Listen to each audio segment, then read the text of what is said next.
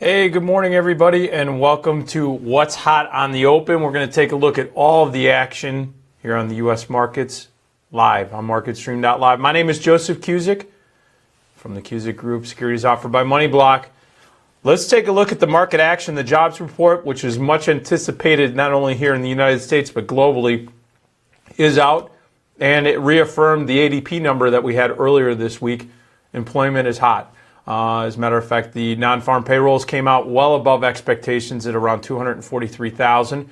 We did have that average weekly wage number come out, up about 0.2%. So it's in line with expectations, but we're not seeing something that's through the roof, but it's positive. All right, I'm not going to paint a different picture than that.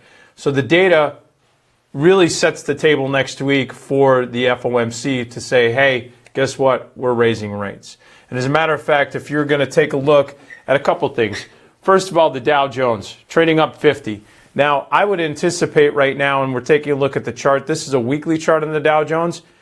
With the amount of data that we've had out domestically that's very positive, with the jobs report, the unemployment report, the wage, average weekly wage, I'd like to see the market challenge these highs of 2017.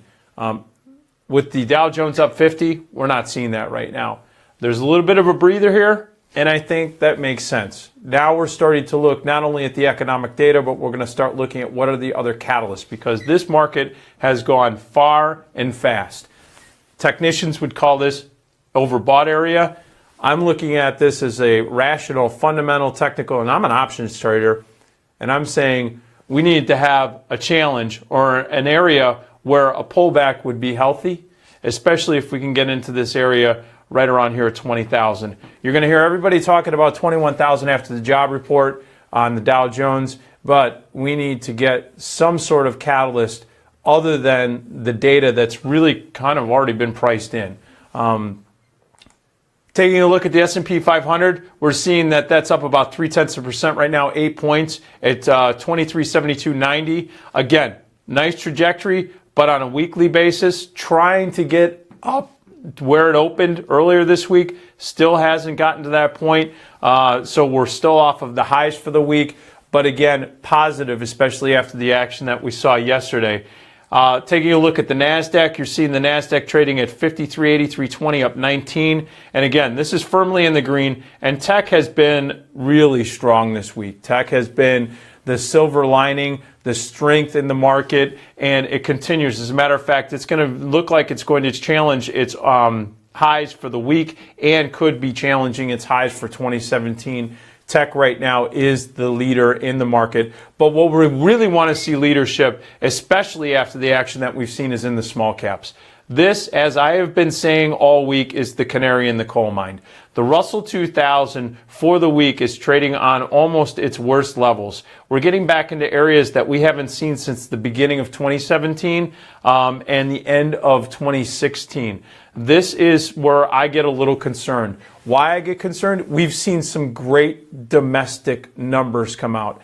That should be positive for U.S. stocks and specifically small caps, those small businesses. If you take a look at the daily chart, and again, this is just to give you a visual aid. If you take a look at the daily chart, there's some critical technical moments that have occurred. If you are a technician, these are basic. Broke the 20-day and the 50-day moving average. As a matter of fact, it's settled now one session, and it's going to fight to get over that 50-day moving average today, which is at 1371.15. It's currently trading at 1366 and 8 cents, up about $6 or 0.4%. This is going to be the challenge point. This is where the bulls are going to have to hold their ground. Otherwise, we're going to see some challenges in this area by the bears. And small caps, as I had said earlier, are what I call the canary in the coal mine. If we do not start to get more transparency and some more motion on tax reform, most notably tax reform, infrastructure plays, and then healthcare, and that's the way I'm looking at the landscape, I think that you're going to see some uncertainty start to come up. Now, where are you going to measure uncertainty? The VIX. As a matter of fact, if you type in and take a look at the VIX, right now, the VIX trading well off of its best levels. for the day. And as a matter of fact, let's just take a look at the weekly chart. You can see that the VIX is trading off of its lows at right around 1180. Again, the mark that we want to see challenged is going to be that $12, that 1250 level on volatility. That means that there's a little bit of a pickup. That means that maybe the indices are pulling back or getting prepared to pull back a little bit. Then you're going to see that 1416 level. If it gets above those levels, then uncertainty is now turning into potential trend shifts. We're going to watch that very closely, especially for those of you that have been sitting on the sideline, have been patient and disciplined on the most recent run-up, and you're looking to either build a new core long portfolio or add to your current portfolio.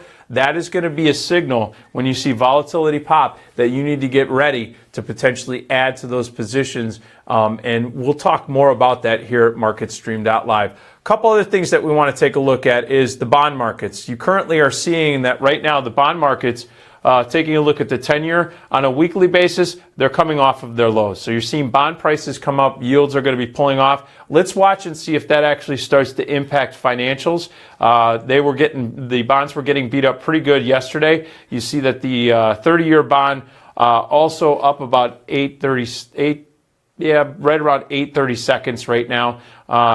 And so we're going to watch that one very closely. Again, there's been some damage done to the bonds as far as price action. Yields have been going up. That's been very positive, both domestically, and we've seen the global bond markets also pulling off and yields going up. That has been positive for financials, both domestically and globally. So we're going to keep an eye on this, see if this action starts to pick up, because bonds have been really beat up. That price action to the downside has not been expected. And again, we're going into the FOMC meeting next week on the 14th and 15th.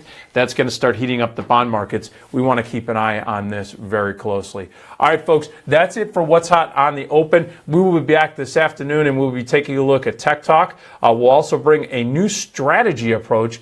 I'm going to keep this one a little secret.